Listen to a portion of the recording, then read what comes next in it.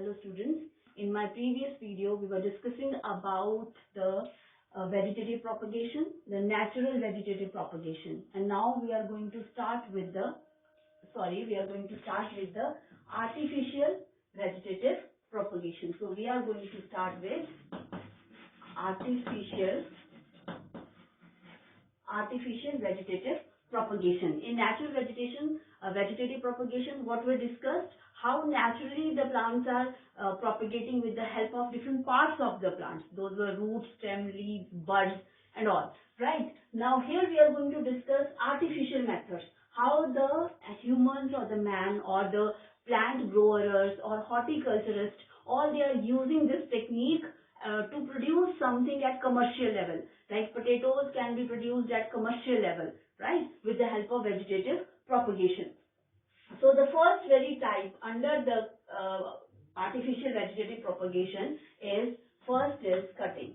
So as the name is indicating, we will cut something, right? So cutting involves a stem, right? If this is a stem of a plant, right? This is the stem of a plant. We will cut a portion in such a way, okay? We will cut a portion in such a way that that cut is in a slant way. And what is another point is, they are having certain nodes also, right? They are having certain nodes also. These are the nodes, and here the cut is applied. What kind of a cut is going to be a slant cut, right? So this is called as pericycle, okay? And these are called as the nodes of the stem. Now what will happen, this slant cut, this we can dip it in a growth hormone, right? A growth hormone is a auxin. It is a root developer, right? It helps in the development of a root. So what we are discussing in this, a stem is taken, a cutting is done at a lower part. Cutting is in such a way that the cut is going to be slant cut, in such a way that the node or the tissue or the cell is not disturbed. It should not be injured, right? So the cut should be away from the node, right? So that the tissue or the cells are not injured. So such kind, and this cut and is now dipped in the phytohormone called as auxin, and auxin is a hormone which helps in the development of a root, right?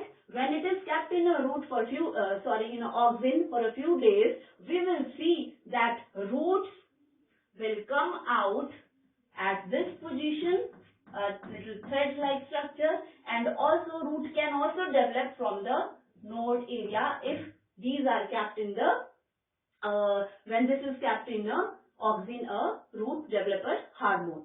So you got the point? The roots are going to develop from the nodes or from the pericycle. So this was the cutting. Now my second part of artificial vegetative propagation is layering, right? अब layering में क्या करते हैं? That stem के ऊपर हम एक stem है, right? उसकी branch है, उसके ऊपर हम roots को develop करते हैं, right? Suppose if this is a stem and it is having a branch, that on the branch roots are developed. Now how it is done, we are going to discuss this in detail. So there are two types of layering. One is mound layering and another one is the aerial layering. This is also known as ground layering also, right? An example of mound layering is strawberry, right? Example is strawberry or jasmine, right? So if this is a ground level or a soil level, right? And here is my plant with a stem, right? And these are the roots, right? These are the roots and this is a stem, and from here is coming a branch. From here also another branch. So what is going to happen in mound layering? Mound layering is done with such plants branches are not very stiff. They can be easily molded or they can be easily bent to the ground level. Now what is done, that this branch is now bended to the, or little bit like this. It can be bended to the ground level in such a way that the leafy structure is above the ground surface. अब हमने करना क्या है कि इसको bend करने से पहले we have to remove the outer dead cells. Okay, we have to remove the outer dead cells in this way. Right? Now this is covered, this surface now is covered with a moist soil or a moss. Okay, this is covered with a moist soil or a moss, right? And similarly, this side can also be done with the same way. It can be the dead cells can be removed and it can be covered by a moist soil or a moss, right? So it will help in the development of that part. Now after few days or few months, you will see that this structure, this will give rise to a root-like structure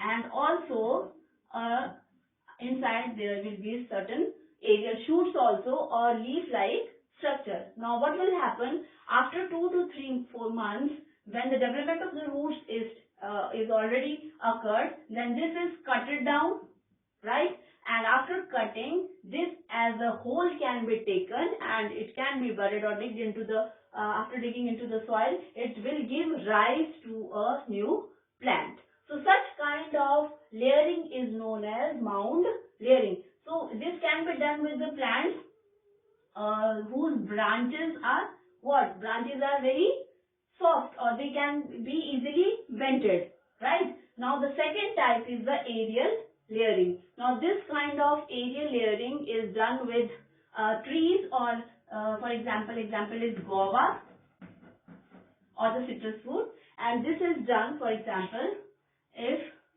I'm rubbing it, aerial layering, suppose this is a soil level and this is the stem, and if this is a branch, what is done, that it is the dead tissue is removed, right? The dead tissue is removed and from this area, from this part of the stem, the dead tissue is removed and now this is covered with again with a moist soil or a moss, or we can say a grafting clay can be used. Now what is a grafting clay? Grafting clay is, it is having a clay plus a cow dung, it can be having hay, water and a cotton. All these things are mixed together and all these things are kept over here, right? And what is done, it is covered with a polythene, right? It is covered with a polythene. So this is a polythene. This is done in lychee also. Guava and lychee are the examples. So what we are doing, the lower part of the lowest stem of the tree or of the plant is taken and the dead tissue is removed, like the bark is removed, and what is done, it is surrounded by or it is covered by a moist soil, or we can say with a moss also. Moss like cinerea can be used, or we can take the grafting clay. And what is grafting clay? Grafting clay is cow dung, right, plus water, plus hay, plus cotton, right, and these are the, or plus clay. Clay, cow dung, water, hay, and mixture is taken, and which is this portion which I am taking where the dead skin is removed, this is surrounded by this grafting clay and it is covered by a polythene. And after few months, what we will see that this portion will be able to give rise to a thread-like structure, that is the root, and a shoot or the leaf-like structures. Right. So the difference between ground and aerial layering is that it is done under the ground, as leaves can bend easily, and in aerial layering the leaves can't be, like, they are very stiff, so we cannot bend the branch. Right. Here we can bend the branch, and here the bending is not taking place. So we are removing the dead tissue and surrounding it with a moss or with a grafting clay and leaving it and covering by polythene and leaving it as such for a few months, and after that it will work as the pattern of growth and shoot these leaves. This will give rise to a whole plant. Right. So this is the main difference. As this process is taking place from in a air, like there is a difference. Ground level is a very low level, and it is taking place in the air, so it is called as aerial, and it is taking place in the ground, so it is called as mound or ground level layering. Now another and the third type is the grafting. So the third type of artificial vegetative propagation is grafting, and grafting can be done in 3 ways. Right. What is grafting? Grafting is when we want the combination of 2 characters in one species, like in one organism. Right. That is called as grafting. Grafting में क्या होता है, जैसे हमारे पास wild rose है, then wild rose is what, it is resistant to disease. I will write it down little later. I want a space. So grafting is combination of, in this process there is a combination of 2 traits or characters. For example, if I am having a rose variety, one I am having the wild variety of the rose, and another I am having the ornamental rose. Right. Ornamental rose. Right. So what is the difference between the two? That it is very rough and tough kind of variety. It is resistant to the disease. Right. It is disease resistance. Right. And it can vary the temperature differences. Right. So these are, and while on this side they are beautiful, but they are very soft to handle. They want delicacy. Right. And if we want a variety which can be resistant to disease, which can which can bear all the kind of temperatures, and as well they must be beautiful as the ornamental roses are. For that we have to do grafting. We will take a stem cutting of this and a stem cutting of this, both the varieties, and we will do grafting. After grafting, what will happen? Both the characteristics of these can come in a one variety. So this is what a grafting is, the combination of 2 traits, and by this combination we are going to get a single hybrid. So how it can be done? First is tongue shape. In this we are having again in grafting, what is the combination of 2 traits? There are 2 things which you need to know. First part, suppose if this is a stem of ornamental rose, right? Ornamental rose, and this another one is going to be the of wild rose. This is going to be covered with the moss or a moist soil.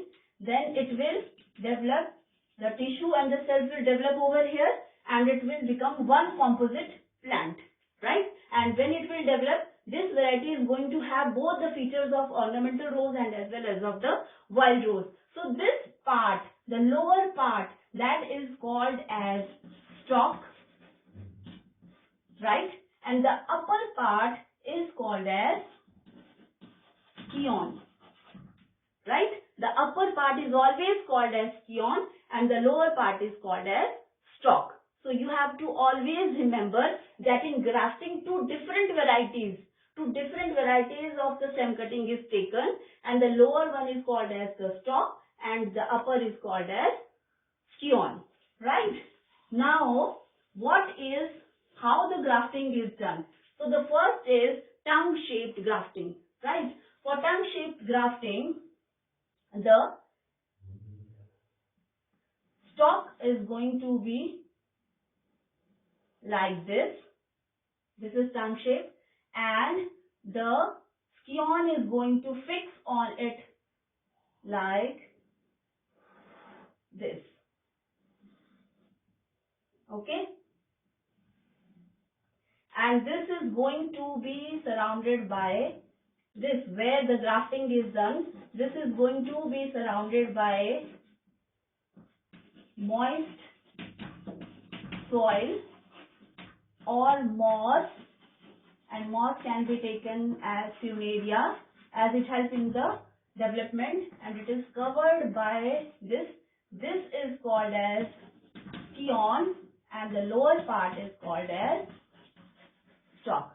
And after few days or after few weeks, we will see that this will develop into a composite plant in itself, and the flowers which we are going to get from these type of grafting will have both the features of A and the B, right? Now second one is the wedge shaped type of a grafting is done when suppose the diameter of the stalk is very large. Diameter is large. Suppose this diameter is very large. Then what we have to do? Then we are going to make like this, a wedge-shaped structure, and into this is grafting is done of the scion, right? So this is again a stalk and this is a scion. So this is a wedge shape, and it is done when the diameter of a stalk is very large. And again, if the diameter is very large, right, then what is done? There are lots of wedges. There are made lots of wedges in a stalk, right, in a stalk, and here we will graft the scion. Okay, so what is happening is that it depends upon the diameter of the stalk that how the grafting is going to take place, right? So these are the scion. So you can see the crown shape is coming. That is why it is called as crown shaped grafting. Here the wedge shape is coming, so it is called as wedge shaped grafting. Here the tongue type appearance is coming, so it is called as tongue shaped grafting. In all these three, two different type of varieties are always taken, and the product which we are going to get is always it will always have the feature of the two, right? So this was the grafting. Now the fourth part is the micropropagation. So the fourth is micropropagation.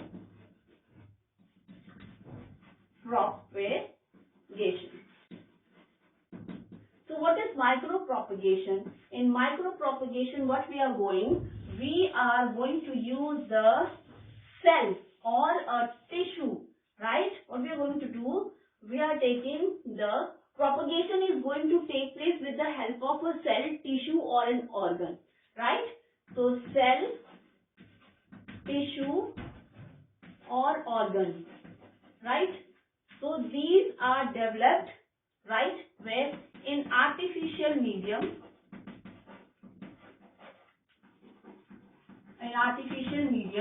and suppose we are taking a cell, then these are the three things which we can take, and I'm supposing that I'm taking cell. Now I'm going to keep it in artificial medium. Then cell will develop into a mass-like structure. that is called lots of cells, that is called as callus. And these cells will later differentiate into these will differentiate and it will give rise to a plantlet, right? And these plantlets are what they are transferred to nursery beds, right? Where they are grown with a little bit care, and then they are transferred to the fields, right? So this was micropropagation, and this is also called as tissue culture, as we are culturing the tissue, as we are culturing the cell. So this was the artificial propagation. One which is I have removed from here was the cutting. Second is the, again that is no more, that was the layering. Then is the grafting. Then is the micropropagation. And I hope now the artificial vegetative propagation is also clear. Next I am going to start with the sexual reproduction in my next video. Thank you.